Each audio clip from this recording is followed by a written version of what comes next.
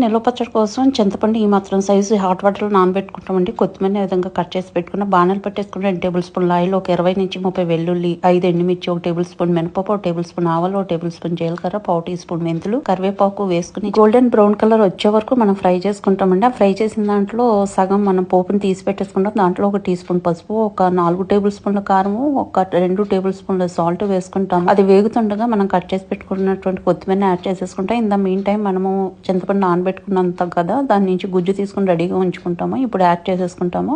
చక్కగా చింతపండు అంతా ఉడికి దగ్గరికి వచ్చేలోపు డ్రై రోస్ట్ చేసుకున్నటువంటి మెంతుల పౌడర్ 1 టీ స్పూన్, ఒక 1/2 టీ స్పూన్ ఆవపిండి వేసుకుని మంచిగా మిక్స్ చేసుకుని ఆయిల్ పైకి తేరే వరకు ఉడికించుకుంటామండి. ఉడికిన తర్వాత మనం తీసి పెట్టుకున్న పోపుని ఇక్కడ యాడ్ చేసేసుకుంటాము. ఇది మొత్తం చల్లారని ఇచ్చిన తర్వాత మనం చక్కగా ఈ విధంగా గ్లాస్ జార్ లో స్టోర్ చేసేసుకుంటాము. ఈ పచ్చడి అన్నంలోకి కానీ, ఇడ్లీకి కానీ, దోశకి కానీ దేనికైనా సరే చాలా చాలా టేస్టీగా ఉంటుందండి.